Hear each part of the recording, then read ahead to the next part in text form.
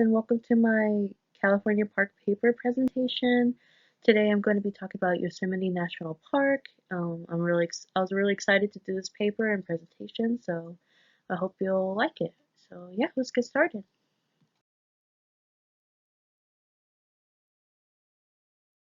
So overall, I think this was the first part of the slide that I need to talk about, my overview of my summary, my essay. So pretty much in my paper, I talked about the history of Yosemite National Park, how it came to be, and um, then I talked about the different statistics of certain things that Yosemite has gone through, such as vegetation has changed a lot over the years, and then I went over to characteristics of Yosemite Park, which Yosemite National Park, which would be I specifically focused on rock climbing, rock or boulder climbing. I know there's other things such as swimming, canoeing, and such forth, but I found this article really interesting, so I wanted to talk about that, which we'll see in the later slides. And then I ended on a note of how Yosemite is kind of like a place where not only do you find yourself like as a person, but you also find out the nature of the beauty of this place. I mean, look at it. It's so beautiful. I'll probably have I definitely have to visit it one day since it's so close. So, yeah, let's get started with the PowerPoint.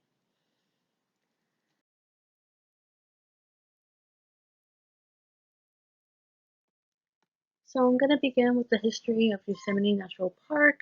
So, basically around 18 I believe it was 1860, yeah, 1864-ish, like 18 mid 1800s. Actually the park wasn't really known. I mean, it was known, but it wasn't like outside the outside California, it wasn't really known until a young photographer named Charlton Watkins took some pictures. Like the left picture and the top right picture are actually photos he took. Um, he took some beautiful landscape photographs of Yosemite National Park, and it actually brought the attention of, at the time, Senator John, I believe it was John Conness, and it actually was really funny because he actually bragged to Congress about it, and I guess he was really close to President Abraham Lincoln, so he told him about it, and um, then Lincoln decided to sign a grant that allowed Yosemite National Park to uh, be held by California, and was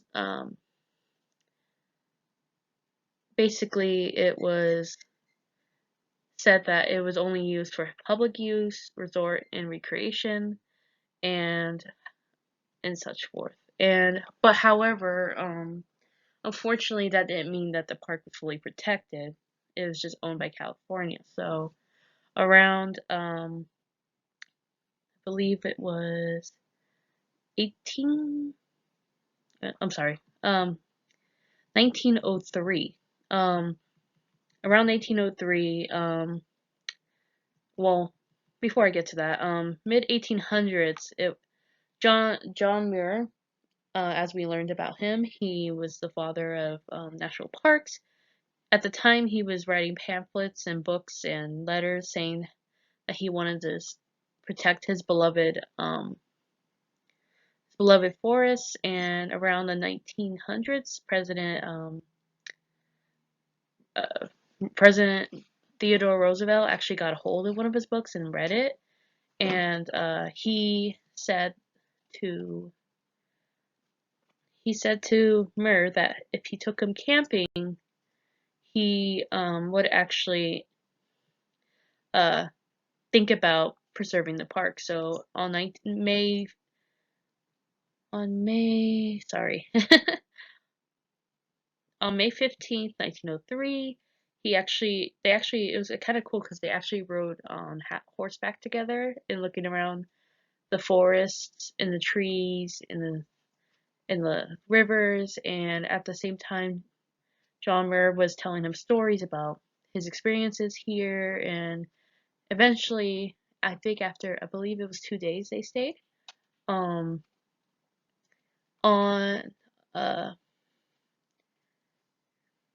May 17th, 1903, he persuaded Roosevelt to uh preserve the parks and establish national parks throughout the western. Well, I believe um it started in the western national parks, but it actually eventually went all over once he signed it. So I just think that's the coolest thing ever. Like, yeah. And yeah, and that's the history of how Yosemite became a national park. So yeah, let's continue.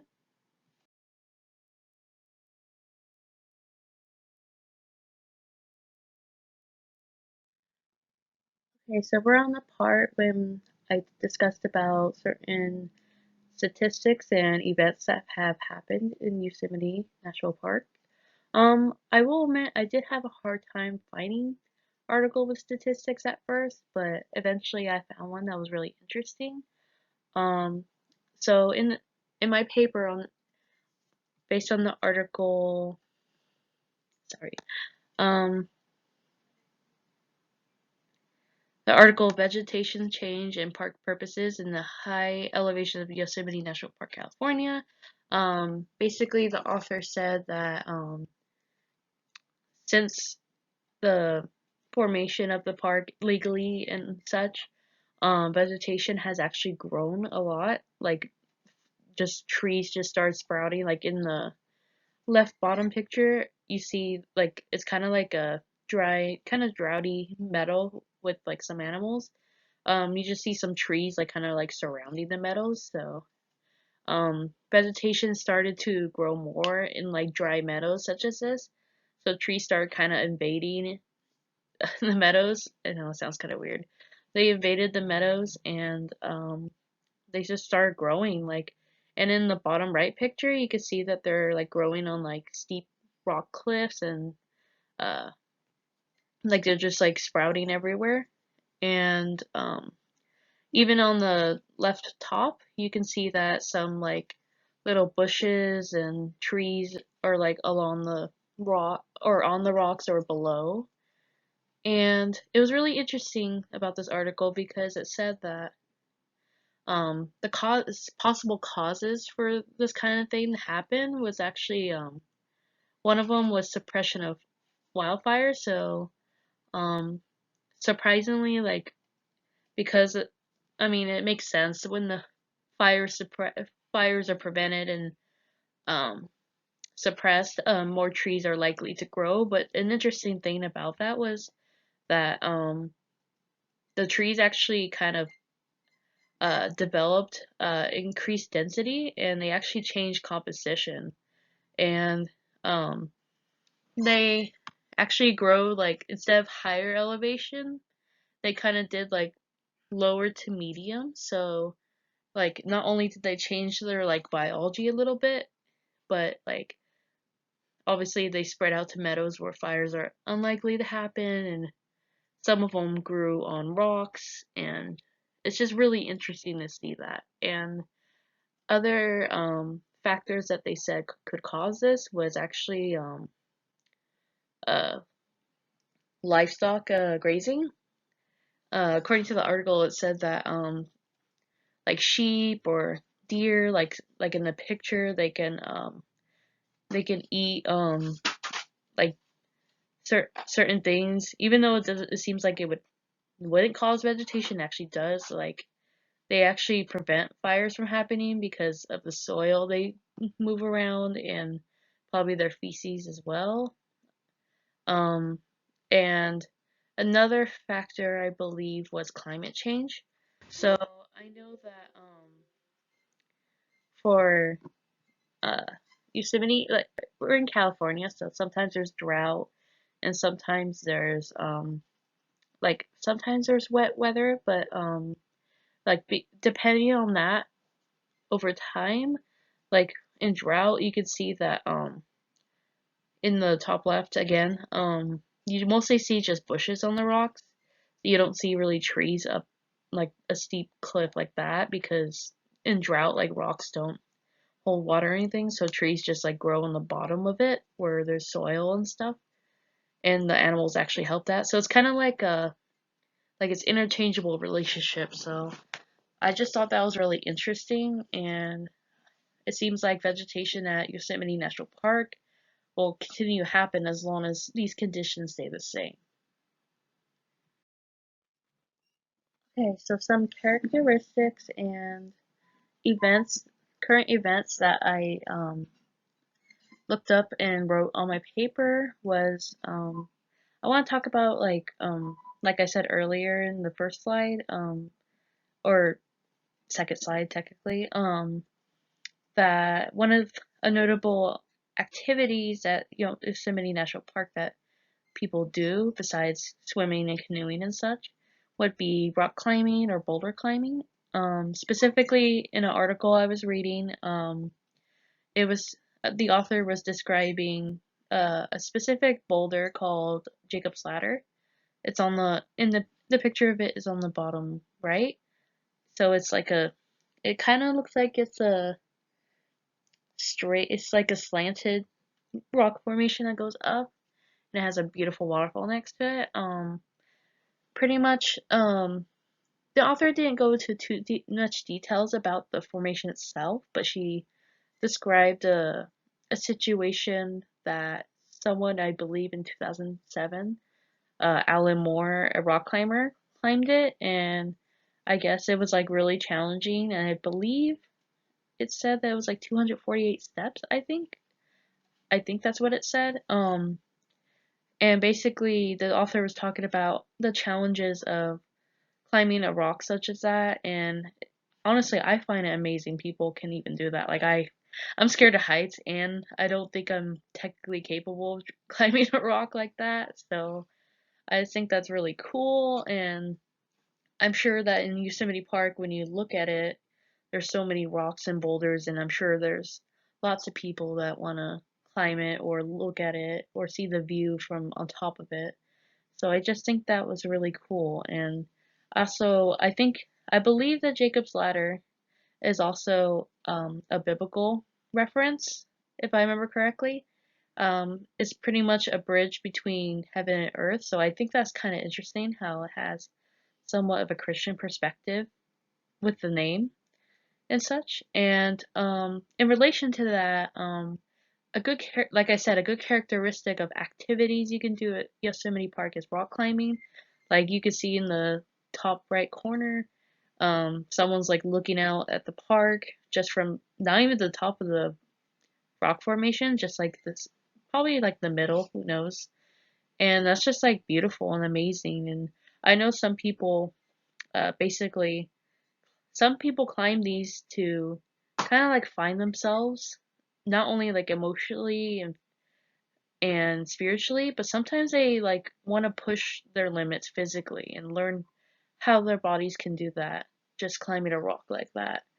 So I think that's really something that's worth noting because it gives someone a sense not only of themselves, but once they reach the top and look out at nature like that, like they also get a sense of what the park is like as well. And I just think that's really amazing.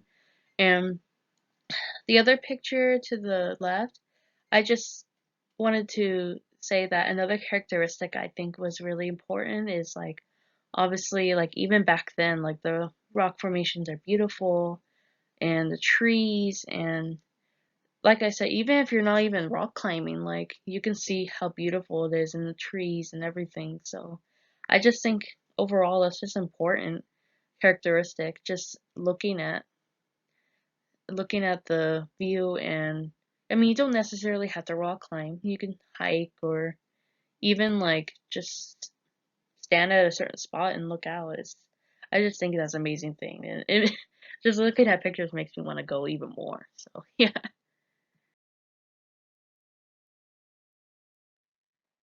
And lastly, I was gonna talk about what historical figures were involved with Yosemite National Park.